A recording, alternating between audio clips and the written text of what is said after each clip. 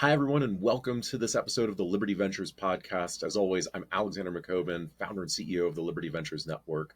And I'm excited to talk about what's coming up in 2026 because, as many of you know and are probably preparing for already, it's the 250th anniversary of the start of the United States of America, of the Declaration of Independence. And there are going to be a lot of ceremonies and celebrations going on to recognize this incredible moment. But another document was published the same year that is just as consequential for the history and future of humanity. And that's Adam Smith's book, The Wealth of Nations. So next year in 2026, we're going to be celebrating 250 years of capitalism, both thanks to Adam Smith's Wealth of Nations and from the Declaration of Independence and the start of the United States of America. And that's why next year we are going to be theming everything we do with Principled Business, our nonprofit, around celebrating 250 years of capitalism.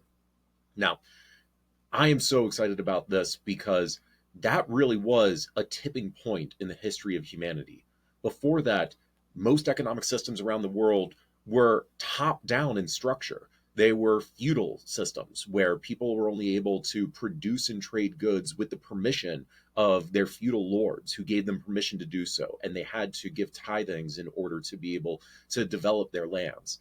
Or it was a mercantilist structure where a central authority dictated what ought to be produced in a society, and they sought to accumulate as many precious metals as possible for the government to use itself.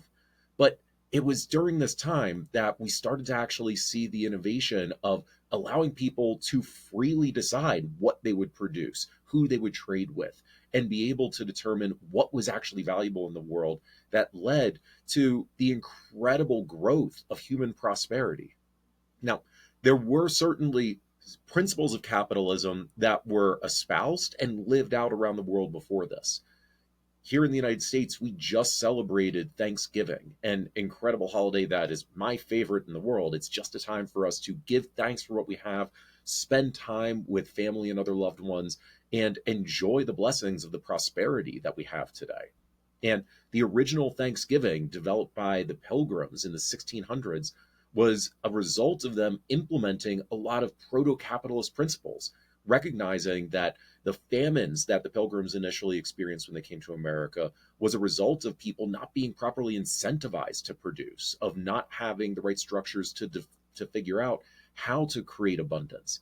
And so after a few years, when the original colony in America nearly died away, they implemented private property, allowing individuals and families to till their own land, to grow their own food. And the result was such abundance that they created the first American Thanksgiving. And we have many other examples of this around the world. But 1776 really was a remarkable year when Adam Smith first put down into a single text principles for how to live out a capitalist system. And these are big things that we take for granted today. The idea of private property rights being critical to actually aligning common interests and creating a system where people are able to pursue their own self-interest, but by doing so, help other people out, aligning interests, finding mutual collaboration, as we talk about a lot in Principled Business. And even starting to recognize that the concept of individual rights, individual agency, applies in the economic world as much as in political or social realms, that people deserve the right and have inherent right to be productive agents and to determine what really is productive and who they want to trade with. And that not only informed Smith's thinking, but clearly was informing the founding fathers of the United States of America as well. When Thomas Jefferson wrote The Right to Life, Liberty, and originally Property from John Locke, but then converted to The Pursuit of Happiness, there is a clear understanding that this applies to the economic world as well.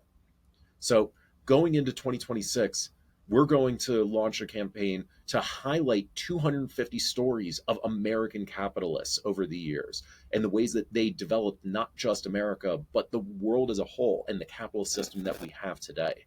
But we're not just going to be looking backwards at the last 250 years. We're also going to be looking forward to what the next 250 years might look like. And that's going to be tough to do because the capitalist system is inherently one based on process. It's not actually setting a single goal as what everyone ought to strive for. It's not saying that that a country ought to accumulate a certain amount of gold or that it ought to prioritize one industry above another.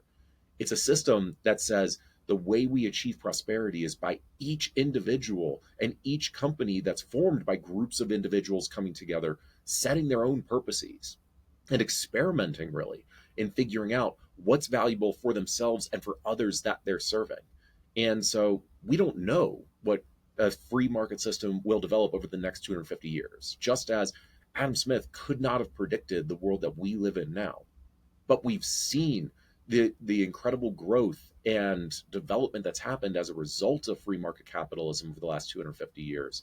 And going forward, we know that leaning into this system is going to be critical for the next 250 years. So, my invitation to everyone in the Liberty Ventures network is to do two things to help us with this project.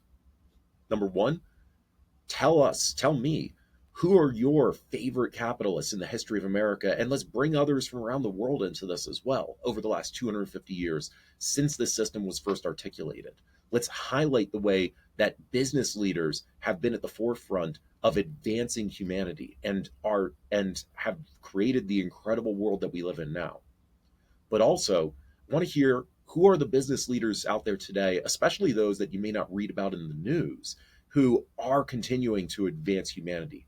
Who are the ones envisioning the next 250 years and are leveraging this free market system in order to create the future that we all want to live in, to create new abundance and prosperity? Anytime we reach a milestone like 250 years of something, it is worth celebrating, honoring the past, and talking about what we want to develop in the future. And that's exactly what we're going to do at Liberty Ventures.